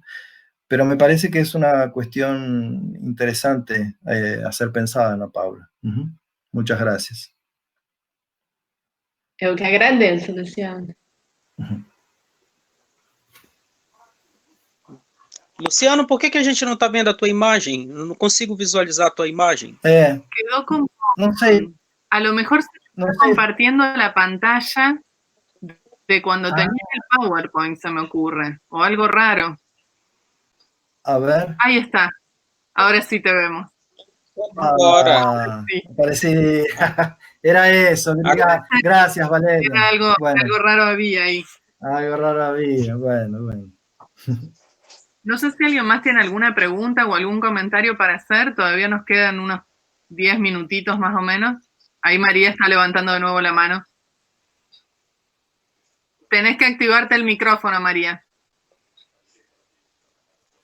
Disculpas. No, era más una pregunta siguiendo el diálogo entre Ana Paula y Luciano. Me quedé intrigada pensando qué pensaba Ana Paula sobre lo que estaba preguntando. Es decir, si ella tenía una hipótesis al respecto de qué aportes podía hacer, no sé si entendí bien, pero digamos la antropología de la naturaleza para pensar también estas injusticias de los trabajadores de la carne. Digo bien, Ana Paula, que además son los más afectados por el COVID, o sea, ¿cómo pensarlo en términos ontológicos? No sé si vos tenías alguna conjetura al respecto también. Digo para hacer un ida y vuelta, ¿no? Porque es interesante también ver si ella tenía una conjetura puntual. Buenísimo. Capaz vos traducile, Luciano, no sé si yo hablo muy rápido, no sé si Ana Paula me entiende. Yo le puedo traducir para Ana Paula. Y también le traduzco a Ana Paula eso. Y también, si hay tiempo, me gustaría preguntarle a Valeria o a los que trabajan más con la idea de derechos de la naturaleza, ¿cómo realmente es posible abordar la cuestión de la industria de la carne y la pecuaria de escala en América Latina a través de esa perspectiva? ¿Sí? ¿Qué pueden decirme con relación a eso? Ana Paula, você entendeu o que a Maria falou? Entendi. Entendi, sim. Então tá, tu tem uma hipótese pela qual tu me perguntou. Na verdade, é isso. Acho que tem que falar o que tu acha disso. Eu posso comentar brevemente e peço de novo para você traduzir, Luciano. Tá, pode falar. Eu também não tinha entendido direito o que ela perguntou. Tá bom. Não, então, na verdade, essa questão de pensar sobre uma ontologia dos humanos, talvez o que eu tenha perguntado para o Luciano, é algo novo que eu comecei a pensar junto com um colega aqui do Rio de Janeiro, que trabalha a questão da violência urbana aqui no Rio de Janeiro. E aonde tem situações onde pessoas são mortas e não se tem qualquer luto, né? Qualquer perspectiva de sofrimento sobre a morte dessas pessoas, mas a morte é comemorada com a ideia de que eles não são seres humanos. Então, para aí, Ana os Paula, nossos... para aí que vou traduzir, porque senão fica muito y yo no soy traductor profesional. Desculpa.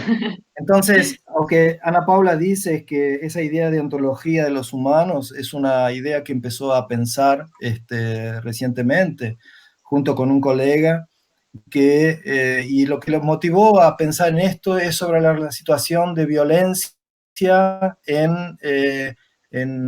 en favelas, en villas, en comunidades, donde la muerte de gente que vive allá no es ni siquiera lamentada, sino festejada, ¿no? Y inclusive las personas muchas veces no pueden ni siquiera hacer el luto, ¿no? Pode continuar, Ana Paula. Sim, e aí a gente percebeu que o meu trabalho sobre direito dos animais e o trabalho deles sobre direitos humanos se cruzava, né? Porque a gente tinha animais com direitos e humanos sem direitos. E começamos...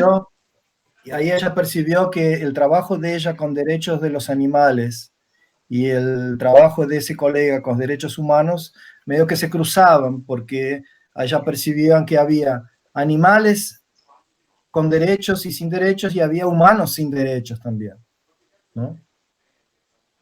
E aí, se para os animais a discussão era colocada como uma questão ontológica, começamos a pensar por que não tratar da questão humana também como algo, um debate ontológico.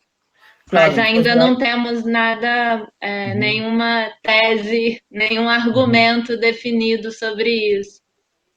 Entonces, cuando se habla de las cuestiones de los animales de una perspectiva ontológica, empezaron a pensar si también no era el caso de pensar en esa relación con los humanos en una perspectiva ontológica, pero todavía no llegaron a alguna conclusión en relación a eso. Obrigada, Luciano. Eu que agradeço, Ana Paula. Muito bom. Ahí, Luciano, en relación a lo que decías de la industria de la carne y los derechos de la naturaleza. Sí. ¿Qué tema ese? Porque me hizo acordar un poco lo que decías al principio sobre la cuestión ambiental y animal y la división del trabajo. Exactamente. No hay un abordaje cruzado. Claro. El tema de la industria cárnica está visto más que nada, y ni siquiera te diría que tanto, por lo menos, no conozco tanto en Brasil, pero al menos acá en Argentina, el acento está más colocado en otro tipo de cuestiones, que por ahí en la liberación de animales de zoológicos, prohibición de circos y demás, no sé si tanto al interior de la industria y también de la experimentación. Me parece que hay más activismo tal vez vinculado a otras cosas, pero es solo una mirada muy, muy general, ¿no? Tendría que profundizarlo un poco más. Pero me parece que esa división del trabajo lleva a que desde los derechos de la naturaleza no se ve a ese punto ni tampoco a la inversa. No hay abordaje, habría que pensarlo, la verdad que lo tendría que pensar con más, no sé, con más... Sí, bueno, esa división del trabajo, eso que tú dices. Cuando yo traté desde un lugar más, no especialista, digamos, mirar la Constitución de Ecuador, el capítulo donde se menciona de animales específicamente, es el capítulo que habla de seguridad alimentaria, alimentación, ¿no? O sea, bueno, me parece que esa cuestión no está tematizada dentro de la idea de... No entran en la Pachamama o naturaleza, digamos, como si no fueran, ¿no? Y esa es una actividad crucial, digamos, en América Latina, desde el punto de vista económico, desde el punto de vista de los impactos ambientales, desde el punto de varios. Y diría, de dominio territorial, inclusive, ¿no? Digamos. En fin, por eso es una cosa que siempre tengo en la cabeza y quería tener la oportunidad de conversar con. Sí, y tal vez pensando en voz alta, ¿no? Pero me parece que tal vez sea más por el lado de los impactos ambientales que se puede empezar a pensar un poco la articulación. Se me ocurre. Estoy pensando más en voz alta que en otra cosa. Porque, no, para la cuestión de la producción de ganado y demás, todo eso está muy, muy vinculado, sobre todo con el bienestar animal. Claro. Dentro del movimiento animalista, inclusive, no tanto dentro del movimiento animalista, pero sí más tal vez desde el sector científico y demás que brega para ir hacia ese claro. camino. Claro. Sí, es cierto lo que decís de Ecuador. Mirá qué detalle, es verdad. Es una Pachamama limitada en un punto. Claro. Y sí, pero el discurso, el bienestar animal, bueno, camina junto con esa idea un poco expansionista en cierta forma. O sea, la industria de la carne lo está incorporando y lo va a incorporar y lo va a conseguir incorporar cada vez más y para continuar como industria de carne, digamos, ¿no?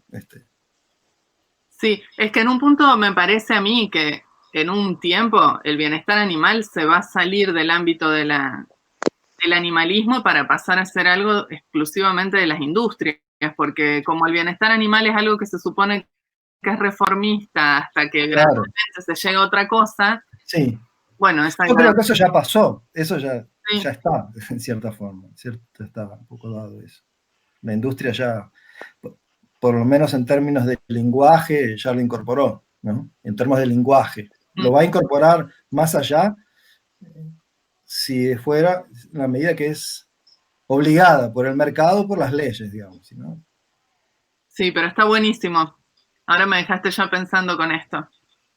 Ah, bueno. No sé cómo, la verdad que no sé qué puntas se pueden hacer ahí, pero me parece que tal vez la clave para articular las dos sea la cuestión de los impactos a nivel ecosistémico, porque viste la mirada más holista de los derechos de la naturaleza, al fin y al cabo se termina como vinculando un poco más con eso. Claro. Bueno, en fin, para trabajar, porque cuando los animales de esas criaciones dejaron de ser naturaleza, digamos, ¿no? ¿Por qué dejaron de ser naturaleza? Y bueno, y ahí está toda esa cuestión ambiental que colocas, ¿no? Que es muy seria también, sí. Pero ahí, esa es una de las cuestiones por las cuales, en fin, me parece que algo de la perspectiva, digamos, que le dio relevancia a la situación de los animales, no es de todo para abandonar, digamos, que de algún modo hay que conservar. Hay algunos insights, algunas cuestiones que esa discusión trajo que, en fin, son relevantes. Yo pienso que es difícil pensar relaciones medioambientales bien diferentes estructuralmente sin pensar algunas actividades como por ejemplo minería, agricultura, monoculturas y la industria y la pecuaria, ¿no? En términos de producción, de intervención directa con la naturaleza, ¿no? Sí. Ahí, no sé, Abel, si vos querías decir algo o vi mal el gesto. Me pareció que estabas levantando la mano. ¿Cómo? Vale, no. Pensé que estabas como queriendo... No, igual me quedé pensando en lo que decían y hay algo ahí también que tiene que ver con el lenguaje. El artículo de la Constitución de Ecuador que refiere a los derechos de la naturaleza habla de los elementos de la naturaleza.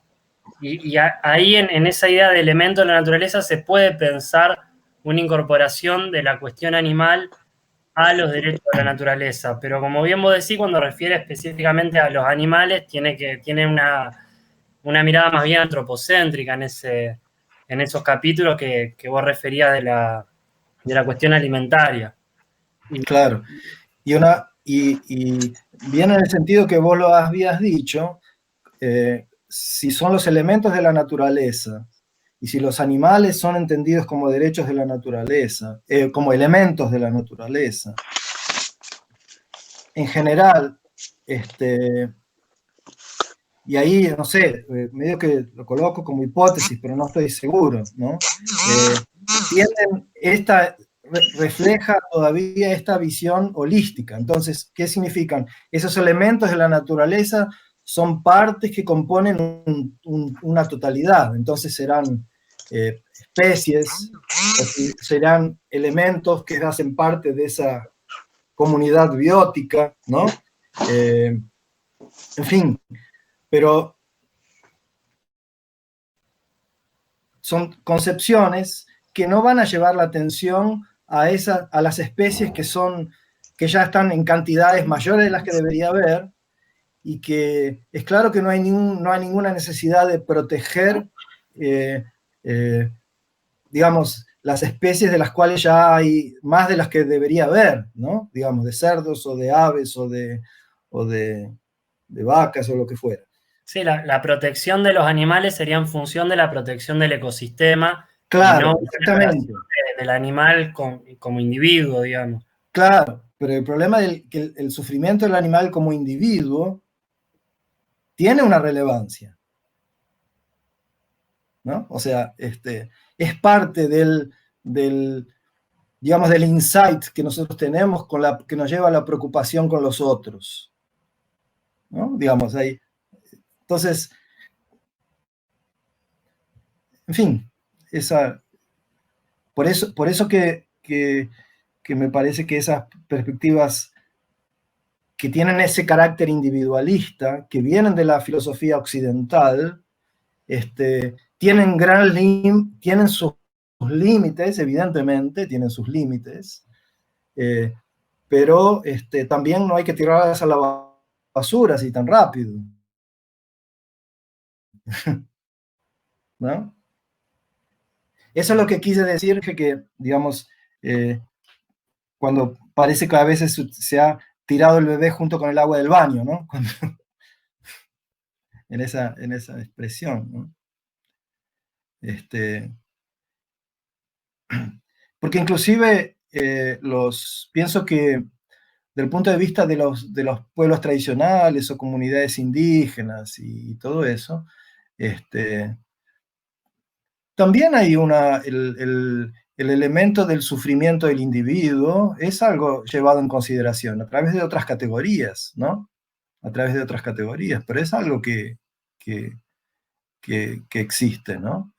Por ejemplo, ese chico que está ahí en la foto, Douglas Krenak, contaba sobre lo que sentía cuando venía, y mira vos, cuando hablaba de las capibaras, ¿no? Ustedes que son el grupo Capibara, que él veía las capibaras siendo arrastradas por el barro, cuando el desastre de San Marco, ¿no? Cuando se rompió la represa y se llevó todo el barro, ¿no? Y él hablaba sobre lo que sentía del río, pero que también sentía de las capibaras, ¿no? En fin.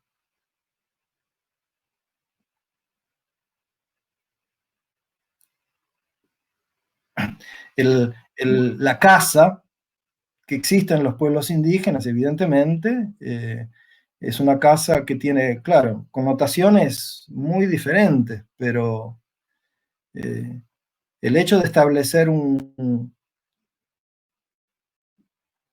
hay una relación, me parece, que se establece con un individuo que va a ser cazado, ¿no? ¿No? Ahí Viveros de Castro Lugar dice, ellos miran, se encuentra de frente con el animal que va a ser muerto, ¿no? Que es lo que nosotros no hacemos en el supermercado, ¿no? O sea, entonces hay este encontrarse de un individuo con otro individuo que va a significar la muerte de otro, mismo que sea en un contexto con una significación simbólica, con interdicciones, rituales, interdicciones que son procesadas, que tienen que ver con las perspectivas culturales, ¿no? Me parece que son formas de procesar moralmente ese dilema moral que es matar. Y ahí, bueno, el sentido fuerte del matar solo se percibe en el momento del encuentro real entre el cazador y el animal que va a ser cazado, ¿no? Entonces, me parece que pienso, ¿no? Pero te digo, son hipótesis, ¿no? No tengo, son cosas así muy complejas y no tengo seguridad, ¿no? Pero pienso que como decir, el drama ético, digamos, del momento de un ser matar a otro ser, por llamarlo así, mismo que no sea un drama porque ya está procesado, digamos, incluye un encontrarse con el otro, ¿no?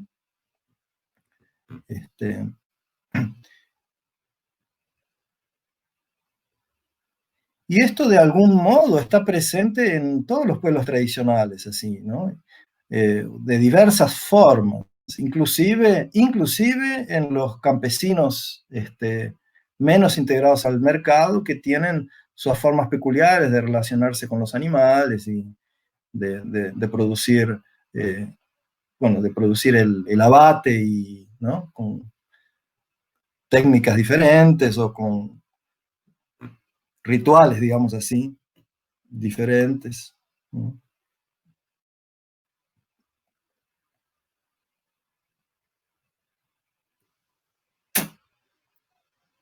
Bueno, no sé si alguien quiere hacer un último brevísimo comentario o pregunta mínima, porque ya son más de las 9. Son las 9, sí. Sí, ya tarde. No, bueno, te agradecemos muchísimo de nuevo, Luciano, la verdad que estuvo muy bueno. Bueno, esperamos seguir encontrándonos por acá. Muchas gracias, Valeria.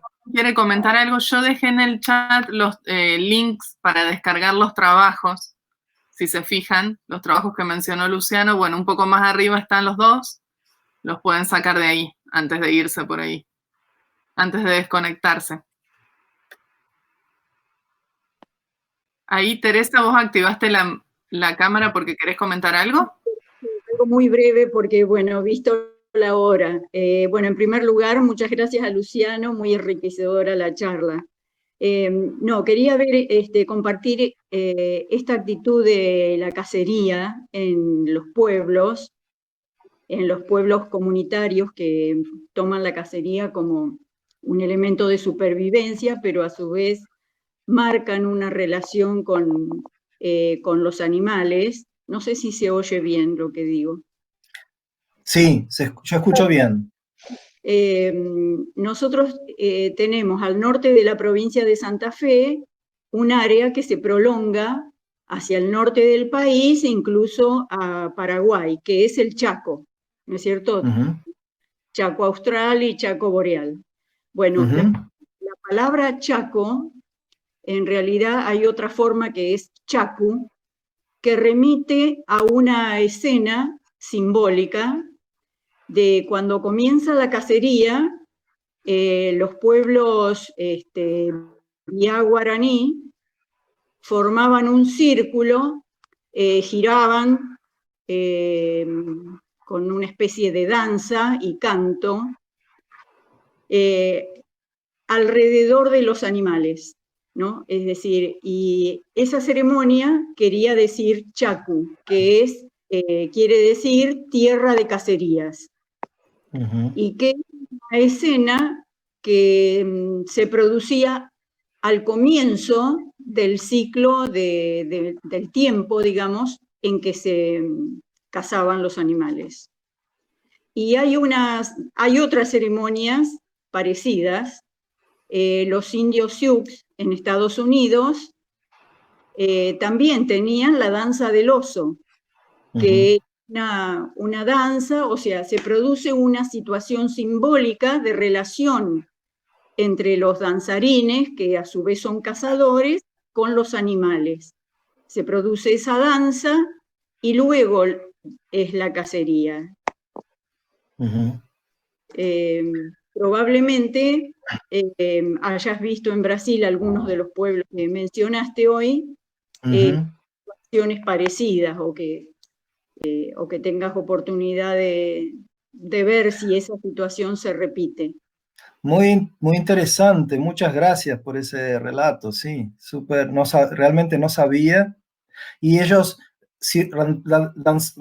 bailaban alrededor de grupos de animales o de un individuo, aquel que iba a ser cazado mismo. Claro, en determinado momento de su vida natural, los animales aparecen como en manadas, y entonces deben reconocer, estas comunidades deben reconocer como el tiempo, el clima, la temperatura, etcétera, cuando se produce esa etapa de esa danza simbólica. En realidad hay muchos más datos que, por ejemplo, dibujos que hicieron los jesuitas cuando fueron por las selvas, o que unos registros que alguien ha tomado que contaban, ¿no es cierto? Porque no francamente si ceremonias como esas se siguen produciendo. Cierto. Los pueblos indígenas tienen una producción simbólica muy importante, la siguen teniendo, por ejemplo, en la cosecha de la algarroba, ¿no? Es decir, en diciembre, bueno, lo cuentan los mismos chaqueños que viven hasta en Buenos Aires u otras provincias. En diciembre todo el mundo va a cosechar la algarroba, pero es porque es una fiesta. Claro. Era la fiesta, se cosechaba, luego era el procesamiento de la harina, etcétera, y las grandes fiestas, bueno, que se han descalificado porque eran las borracheras, ¿no es cierto? Decían o sea que todos los ciclos de vida están vinculados a escenas, a rituales, que en que los pueblos siguen viviendo en comunidad, la siguen sosteniendo. Pero el proceso de esclavización o de capturas para el trabajo, entre comillas, salarial, ¿no es? La urbanización, la dispersión de estos pueblos, se ha sosteniendo. Muchas gracias por tu comentario. ¿Cuál es tu nombre? Teresa Suárez. Teresa. Gracias, Teresa. Bueno, gracias a ti, Luciano. Muchas gracias, muchas gracias. Bueno, entonces ahora sí nos despedimos. Muchísimas gracias, Luciano, de nuevo. Gracias. Y bueno, esperamos seguir encontrándonos por aquí. Sí, me encantaría, Valeria. Bueno. Muchas gracias y de nuevo, y es una honra poder interactuar con ustedes. Muchísimas gracias. Chao, María. Adiós. Gracias, Luciano. Chao, muchas gracias. Chao, chao, chao. Chao, Flavio. Chao. Chao, chao, pessoal. Boa noite. Buenísimo, muchas gracias. Hola, Paula. Hola, Pato. ¿Qué haces?